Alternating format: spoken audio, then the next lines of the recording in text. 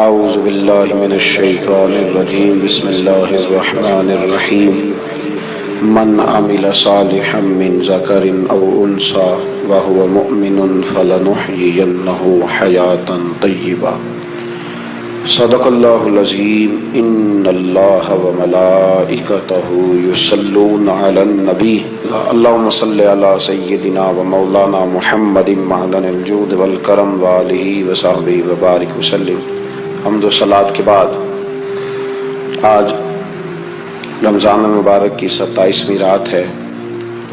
امام اعظم ابو حنیفہ رحمۃ اللہ علیہ سمیت بہت سارے بزرگ یہ فرماتے ہیں کہ یہی لیلۃ القدر کی رات ہوتی ہے۔ اگرچہ وہ اس بات کو طے نہیں کرتے لیکن فرماتے ہیں یہی اکثر ہم نے اسی مقام پر لیلۃ القدر کو پایا ہے۔ نبی رحمت علیہ الصلوۃ والسلام نے صحابہ کرام علیہم رضوان کے سامنے گزشتہ امتوں کے احوال ذکر فرمائے کہ 1000 سال ان کی عمریں ہوتی تھی، 1500 سال تک وہ زندہ رہتے تھے۔ تو صحابہ کے دلوں میں تجسس پیدا ہوا کہ اگر عمر 1000 سال ہوگی تو نماز بھی تو 1000 سال ہی پڑھیں گے نا، اگر عمر 1500 سال ہوگی تو روزے، عبادتیں، یہ سارے کام بھی تو بڑے زیادہ کرتے ہوں گے۔ تو یہ شوق جب پیدا ہوا تو اللہ کریم نے فرمایا کہ محبوب میں ایک رات دیتا ہوں، لیلۃ القدر خیر من الف شہر، جو رات ایک ہوگی پر 1000 مہینے سے بہتر ہوگی، 1000 مہینے سے۔ یہ رات اگر کسی کو میسر آ جاتی ہے اور پھر وہ صدق دل کے ساتھ، یعنی توجہ کے ساتھ، انہماک کے ساتھ، احتساب کی نیت سے، گناہوں کی معافی کی نیت سے اگر وہ اس رات کا قیام کرتا ہے، عبادت کرتا ہے، ذکر کرتا ہے، دعا کرتا ہے، تو محبوب کریم علیہ السلام نے وعدہ فرمایا ہے کہ اللہ اس کے پچھلے سارے گناہوں کو معاف فرما دے گا۔ دین، شریعت، قرآن، اسلام یہ بحث کرنے نہیں آیا دنیا میں۔ علماء جو بحث کرتے ہیں وہ توضیحات کے لیے، تشریحات کے لیے، تفاسیر کے لیے، وہ ان کا مقام ہے، لیکن ہم جو عوام بحث کرتے ہیں تو سمجھ لیں کہ دین بحث کرنے کے لیے نہیں آیا، دین تو عمل کرنے کے لیے آیا، اس پر عمل کیا جائے گا، عمل کی کوشش کی جائے گی۔ اور قرآن مجید نے کہا من عمل صالحا من ذکر او انثی، جو کوئی بھی اچھے عمل کرے چاہے وہ مرد ہو یا عورت ہو، وہو مؤمن، شرط یہ ہے کہ وہ مومن ہو، فلنحیینہ حیاتا طیبہ، فرمایا ضرور ہم اسے پاکیزہ زندگی عطا فرما دیں گے۔ جو عمل والے لوگ ہوتے ہیں انہیں اللہ کون سی زندگی دیتا ہے؟ حیات طیبہ، پاکیزہ زندگی۔ اللہ پاک، صاف ستھری، غلاظتوں سے پاک زندگی دیتا ہے جو بندہ عمل کرتا ہے۔ توبہ کا مطلب یہ ہوتا ہے کہ میں پچھلے گناہ پہ شرمندہ ہوں اور آئندہ نہ کرنے کا پکا وعدہ کرتا ہوں۔ انسان ہے، وعدے کے باوجود بھی کہیں غلطی کر لیتا ہے تو اللہ معاف کرنے والا ہے، لیکن وہ ساری رات روتا رہا، ہر مسجد سے چیخنے کی آواز آئی، اس نے ساری رات مسجد میں رو کے گزاری، لیکن جھوٹ چھوڑنے کا اس کا ارادہ ہی کوئی نہیں۔ وہ تو کہہ رہا ہے 3 دن کا رمضان رہ گیا ہے، پھر میں نے دیکھ نہیں لینا تمہیں۔ فساد چھوڑنے کا اس کا پروگرام ہی کوئی نہیں۔ وہ تو میاں طے شدہ بات ہے کہ سویرے وہ دکان پہ جائے گا اور صبح جو بیسن بیچے گا نا سموسے اور پکوڑے کے لیے، اس میں بھی ملاوٹ کرنے کا ارادہ رکھتا ہے۔ تو یہ ساری رات توبہ توبہ کہنے کا کیا مطلب ہوا؟ کھل کے ساری رات اس نے توبہ توبہ کی۔ حضرت عمر فاروق رضی اللہ تعالیٰ عنہ کے بارے میں امام ابن جوزی نے لکھا ہے کہ رات کو نا گھر کے اندر بیٹھے بیٹھے اچانک رو پڑے حضرت عمر، 62 سال عمر ہے، خلافت کے آخری ایام چل رہے ہیں، تو رو پڑے ایسے ہی گھر میں بلا وجہ ہی۔ آپ کی اہلیہ نے، زوجہ نے بیٹے کو اٹھایا، فرمایا پتہ کرو تمہارے باپ کو کیا مسئلہ ہے، کہیں کوئی تکلیف تو نہیں، درد تو نہیں، صاحبزادے آئے؟ ابا جی کیا بات ہے؟ فرمایا اماں کو بلاؤ۔ سب لوگ جمع ہو گئے تو جناب عمر فاروق رضی اللہ تعالیٰ عنہ فرمانے لگے کہ بیٹھو میرے ارد گرد۔ سب بیٹھ گئے تو فرمانے لگے آج جب میں مسجد سے نکلا تھا تو میرے نبی پاک کے سچے صحابہ، سچے رسول کے سچے صحابہ، حضور کے سچے غلام یہ کہہ رہے تھے کہ عمر بڑا ہی اچھا ہے، عدل والا ہے، انصاف والا ہے۔ تو ابا جی اس میں رونے والی کیا بات ہے؟ تو فرمانے لگے ڈر یہ لگتا ہے کہ باہر تو میں اچھا تھا، کہیں گھر میں تو نہیں کوتاہیاں کرتا رہا۔ میری بات پہ توجہ کرنا، کہیں گھر میں آپ باتیں سن لیں تو شاید جتنی میں کرتا ہوں دوسرا کار ہی کوئی نہ سکے، لیکن جب عمل کے راستے پہ ہم نکلتے ہیں تو وہ مسدود ہے، وہ بند ہے۔ عمل کس نے کرنا ہے؟ آپ کوئی آیت پڑھیں تو یہاں غلطی نکالنے والے 20 لوگ مل جائیں گے، 20 لوگ، لیکن اس آیت پہ عمل کرنے والے کتنے ملیں گے؟ تو حضرت عمر فاروق رو رہے تھے، کہنے لگے کہیں تمہارے حقوق تو نہیں پامال کرتا رہا؟ تو آپ کی اہلیہ نے جب سنا تو وہ کہنے لگی عمر مجھے تو بڑا پرانا شکوہ ہے، آپ کا جاہ و جلال اتنا تھا میں بات نہیں کر سکی۔ عمر تم نے سارا دن مسجد میں گزار دیا اور ساری رات نقاب اوڑھ کے مدینے کی گلیوں میں گزار دی، میں تو زندگی کی کوئی خوشی دیکھ ہی نہیں سکی۔ چاہ تو میرے اندر بھی تھے نا کہ میرا شوہر کچھ گھڑیاں بیٹھتا، کہیں مجھے لے کے جاتا، تو میں تو کچھ نہیں دیکھا، مجھے بڑا شکوہ ہے۔ تو حضرت عمر کہنے لگے چل اللہ کی رضا کے لیے معاف کر دے۔ بھئی معافی بیوی سے نہیں مانگی جا رہی، معافی اپنی غلطی کی مانگی جا رہی، یہ سمجھ لیں۔ بیوی کے لیے تو خامد کا بہت بڑا مقام ہے نا، لیکن یہاں غلطی کس بات کی ہے؟ اپنی کمزوری پر غلطی کا اعتراف کر کے معذرت کا سوال کیا جا رہا ہے۔ تو حضرت عمر کہنے لگے معاف کر دے، تو اہلیہ کہنے لگی میں نہیں معاف کرتی، میری شرط پوری کریں۔ فرمایا وہ کیا؟ فرمانے لگی قیامت میں جب اللہ آپ کے لیے جنت کا حکم دے گا تو آپ میری سفارش کریں گے اللہ کی بارگاہ میں؟ سفارش کریں گے کہ یا اللہ مجھے کپڑے دھو کے دیتی تھی، میری عزت کی حفاظت کرتی تھی، میرے بستر کو پاک رکھتی تھی، کہیں گے؟ تو حضرت عمر فرمانے لگے تیرے ساتھ وعدہ رہا، رب نے اگر عمر کو اپنے فضل، اپنے کرم اور اپنے محبوب کے صدقے جنت دی تو عمر تیرے بغیر جنت میں نہیں جائے گا۔ عمل کا رستہ، عمل کا رستہ دیکھیں نا، 2 دفعہ استاد بات کرتا ہے، 2 دفعہ، اور کوئی زیادہ، ایک تو ہے نا کہ ایم اے اور جناب ایم ایڈ اور ایم فل اور پھر پی ایچ ڈی قسم کا استاد، ایک وہ جو matric P T C teacher ہے نا، وہ 2 دفعہ اسٹوڈنٹ کو کام کہے تو تیسری دفعہ وہ ناراض ہو جاتا ہے، کہتا ہے میں 2 دفعہ کہا ہے۔ بچے کو آپ 2 دفعہ کہتے ہیں اور اگر تیسری دفعہ کہنا پڑے تو غصہ آتا ہے نہیں آتا؟ بھئی تو نے اتنی دفعہ کہا تو سمجھ نہیں رہا بات کو۔ اور اگر اللہ کریم قرآن مجید میں سینکڑوں دفعہ کہے نماز پڑھو، سینکڑوں دفعہ، اور یہ بہانے کر رہا ہے، یہ بھی پروگرام بنا رہا ہے، پھر کہتا ہے میں بے چین رہتا ہوں، میں بے قرار رہتا ہوں۔ عمل کا رستہ اس کو اختیار کریں، آپ سکون میں رہیں گے۔ بد عمل آدمی اور بے عمل آدمی یہ ہمیشہ پریشان رہتے ہیں، ہمیشہ۔ عمل کریں، توبہ کریں تو پھر بدل جائیں، پھر تبدیلی آئے، اور یہ کوئی مشکل کام نہیں، جو بدلنے والے تھے وہ بدل گئے، بڑا کچھ کرتے تھے پر پھر وہ لوگ بدل گئے۔ حضرت فضالہ رضی اللہ تعالیٰ عنہ کہتے ہیں کہ میں بڑا دل دادا تھا عورتوں کا، اور میرا ماحول یہ تھا کہ میں قتل بھی کر لیتا تھا معاذ اللہ، چوری بھی کر لیتا تھا، اور رات میری طبیعت تھی معاذ اللہ نہیں سے نہیں عورت کے پاس جانا۔ کہتے ہیں ابو جہل نے اعلان کیا کہ جو نبی پاک علیہ السلام کا سر اقدس معاذ اللہ کاٹ کے لائے گا نقل کفر، کفر نہ باشد، 100 سرخ اونٹ انعام ملے گا۔ تو میں نے ارادہ کر لیا کہ میں بہت سارا انعام حاصل کروں گا۔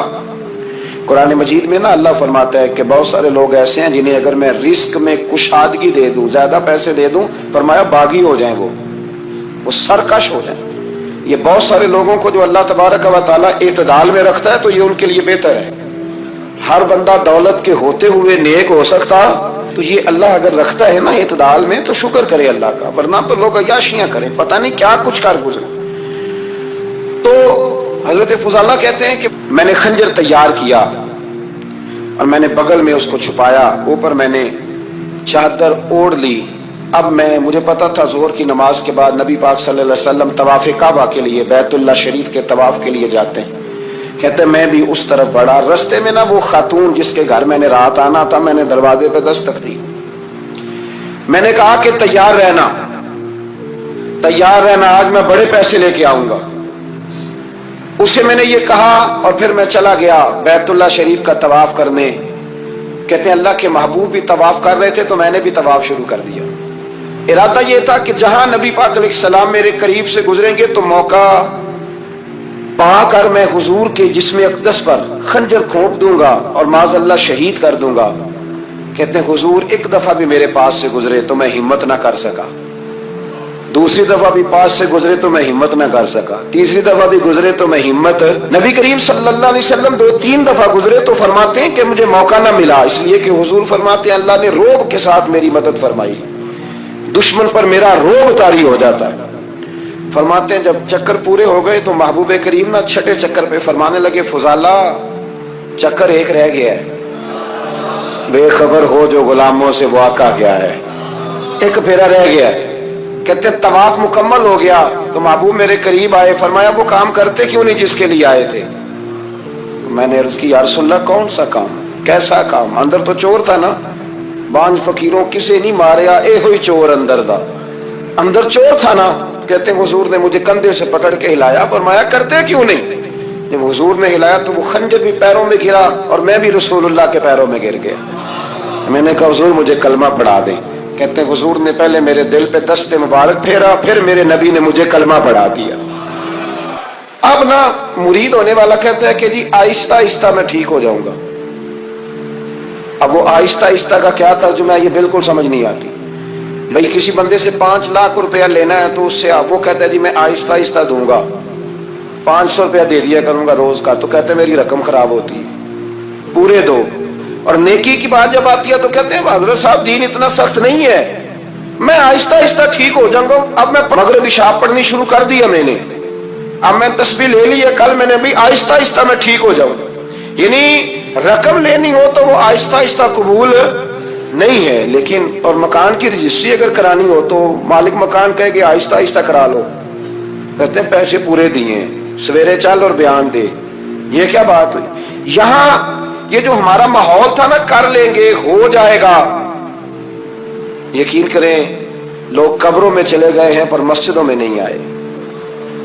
हर काम से लोग रिटायर हुए पर गुनाहों से रिटायर नहीं हुए।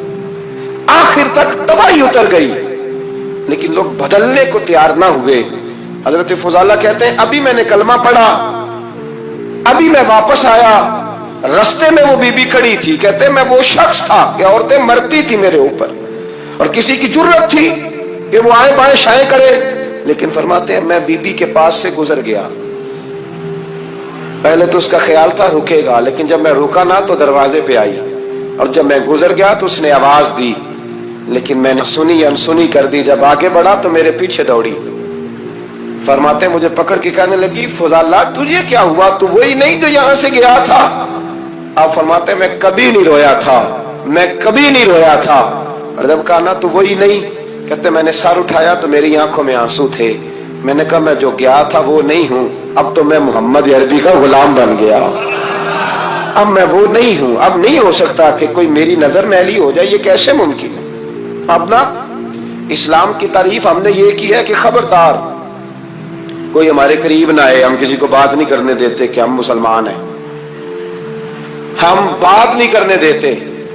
पता क्या बात है, एक मेरी ये तकरीर होती है मिंबर पे और एक मेरा अमल होता है जब मैं सफर करता हूं, जब मैं गाड़ी में बैठता हूं, जब मैं दोस्तों से मिलता हूं। जब इन दोनों बातों में तजाद आता है ना, तजाद, तो लोग तकरीर को जज्बात नहीं कहते, एक फन बन जाती है तकरीर। आपको पता है ना, वाइजीन नाथ खां कहते हैं मैंने महफिल लूट ली, फिर लोग शुमार करते हैं कितने लोगों ने सुभान अल्लाह कही, फिर लोग शुमार करते हैं कि आज 5 बंदे रोए भी थे जब मैं तकरीर कर रहा था। तो फिर ये फन है, ये जज्बात का इजहार। समझ ले बात को कि अमल जब आप नहीं ना करते अमल, तो आप खुद बड़े बेचैन रहते हैं कि यार ये मैं क्या कर रहा हूं, ये कौन सा गोरख धंधा है कि मेरा अमल सिफर होता जा रहा है। हमारे एक उस्ताद थे तो वो फरमाया करते थे कि अगर पढ़े लिखे आदमी को तुम बेअमल देखो तो उससे दूर हट जाया करो, वरना तुम्हें भी बेअमल कर देगा। मैंने उनसे अर्ज की, मैंने कहा हुजूर ये क्या है, तो फरमाने लगे अपने हजरत साहब से पूछना, वजाहत करेंगे। मैंने हजरत साहब से कहा जी अजीब बात कर दी है, इल्म वाले बंदे के पास बैठ के तो इल्म आता है। तो वो फरमा रहे थे कि इल्म वाले बंदे के पास अगर वो बेअमल हो तो बिल्कुल ना बैठना। तो हजरत साहब फरमाने लगे सही कहा है। अब बात बहुत बड़ी है, पता नहीं आपकी समझ में आती है नहीं आती, बहरहाल कर देता हूं।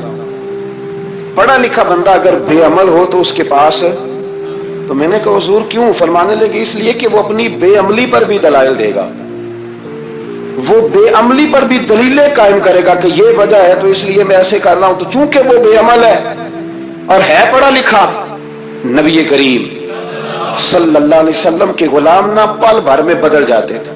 اور اللہ تعالیٰ بھی نا بڑے موقع دیتا ہے ہمیں، بڑے موقع. حضور نے فرمایا جس نے ایمان اور احتساب کی نیت سے روزے رکھے وہ نئی زندگی کا آغاز کرے، اس لیے کہ اللہ نے اس کے پچھلے سارے گناہ معاف فرما دیے. میرے نبی کریم علیہ الصلوۃ والسلام نے فرمایا جو شخص بیمار ہو گیا، مریض ہو گیا، اور نسائی شریف میں فرمایا کہ 3 دن تک بستر پہ رہا اور اس نے شکوہ نہ کیا اللہ کا، اور جب وہ شفا یاب ہو کے بستر سے اٹھا ہے نا تب اللہ نے اس کے پچھلے سارے گناہ معاف فرما دیے. اور فرمایا جو حج کرنے گیا، حج کر کے واپس آیا، اللہ کے حبیب فرماتے ہیں یوں سمجھے کہ میں آج ہی ماں کے پیٹ سے پیدا ہوا.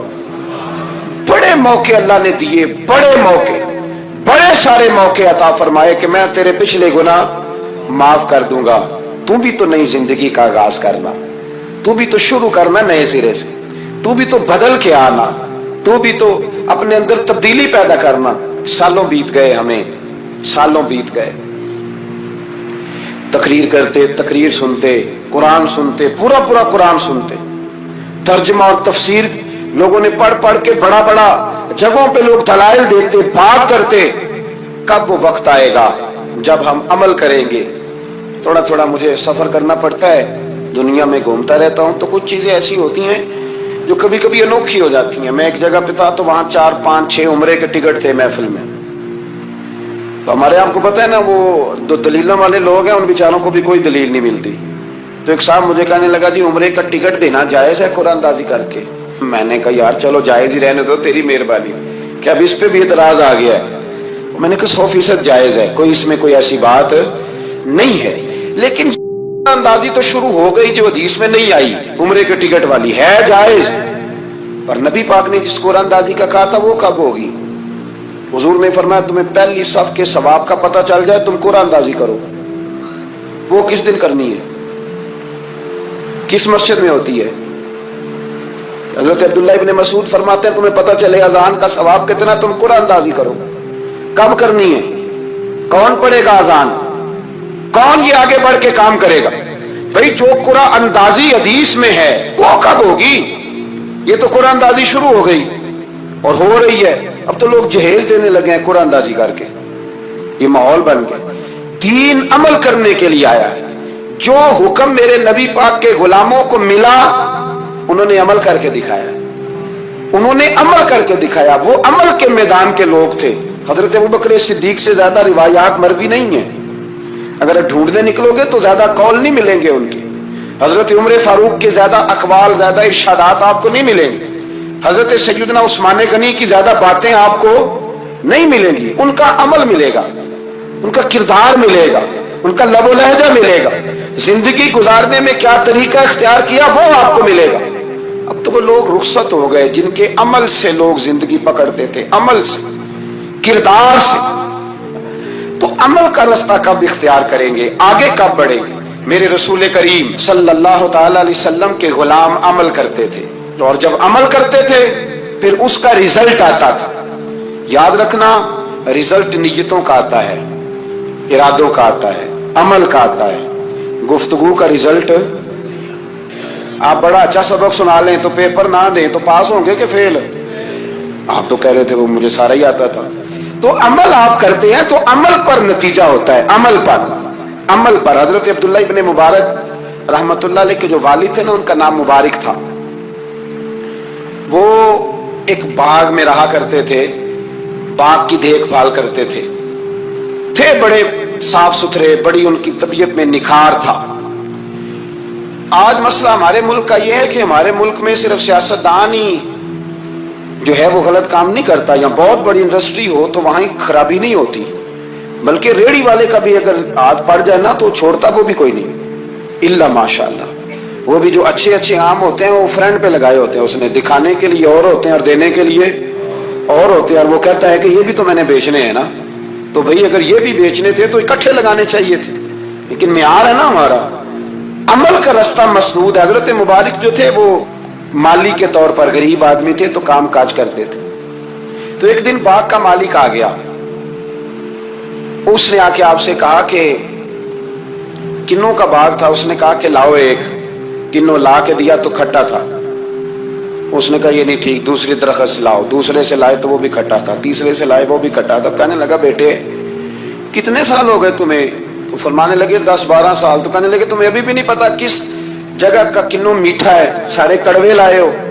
تو آپ فرمانے لگے آپ نے مجھے دیکھ بھال کے لیے رکھا ہوا ہے، کنوں چکھنے کے لیے نہیں رکھا۔ مجھ سے قسم اٹھا لیں کبھی میں نے چکھا بھی ہو، اس لیے کہ میرے ذمے اور کام۔ باغ کا مالک اتنا خوش ہوا کہ اس نے آزاد بھی کر دیا، اپنی بیٹی کا نکاح بھی کر دیا، اور وہ باغ بھی آپ کو تحفے میں ہی دے دیا۔ ان کے گھر حضرت عبداللہ بن مبارک پیدا ہوئے۔ ان کے والد گرامی کہتے ہیں کہ ایک دن پھر ایسا ہوا کہ میں نے نا باغ بڑا سجایا، سوارا، محنت کری، بادشاہ آ گیا۔ تو بادشاہوں کو بھی کچھ چیزیں پسند آ جاتی ہیں نا، اور ہمارے ملک میں تو ڈھیر سارے لوگ بادشاہ ہیں، ڈھیر سارے لوگ بادشاہ ہیں۔ اگر کسی تگڑے بندے کو کسی غریب کی جھونپڑی پسند آ گئی پھر اسے دینی ہی پڑے گی۔